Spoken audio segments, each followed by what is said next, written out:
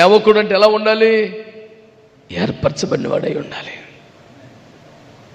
దేవుని ఏర్పాటులో నిలిచిన వాడై ఉండాలి.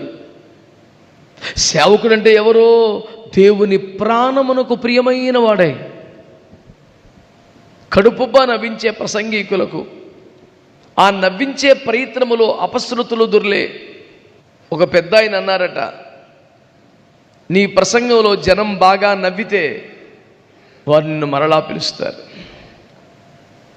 కానీ నీ ప్రసంగంలో ప్రజలు కన్నీరు కార్చి ఏడిస్తే వాళ్ళు పరిశుద్ధులైపోతారు అని చెప్పాడంట. ప్రసంగం చెప్పినంతసేపు కడుపుబ్బ నవ్వి కొట్టుకు పక్కన కొట్టి ఇటుబడి అటుబడి ఇంటికి వెళ్తూ కూడా త్రోవలోనే అయ్యే తలుచుకొని నవ్వుకొని మళ్ళీ అలాంటి పనికి మాలిన ప్రసంగికుడు వస్తాడంటే ఎగబడే జనానికి ఏం కరువా?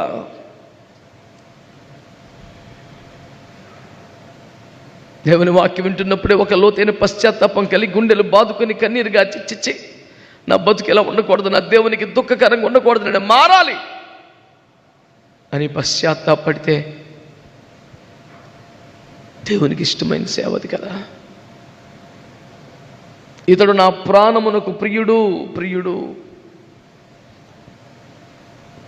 దానియేలు గురించి కదా ఆ మాట చెప్పాడు, నువ్వు బహుప్రియుడు గనుక నీ యొద్దకు పంపబడితిని.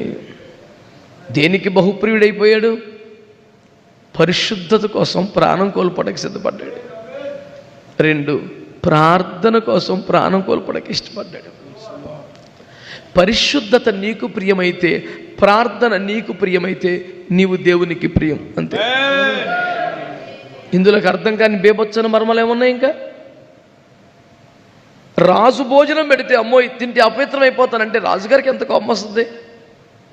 నన్ను నా దేవతల్ని అపవిత్రం అంటాడు, సంపేవతలు పడినానంటే ఆశ్చర్యం ఇవ్వలేదు. అలా చచ్చిపట్టుకుని ప్రిపేర్ అయిపోయాడు. ప్రాణము కంటే పరిశుద్ధత ప్రియం, ప్రాణము కంటే ప్రార్థన ప్రియం. అలాంటి వాడే దేవునికి ప్రియం.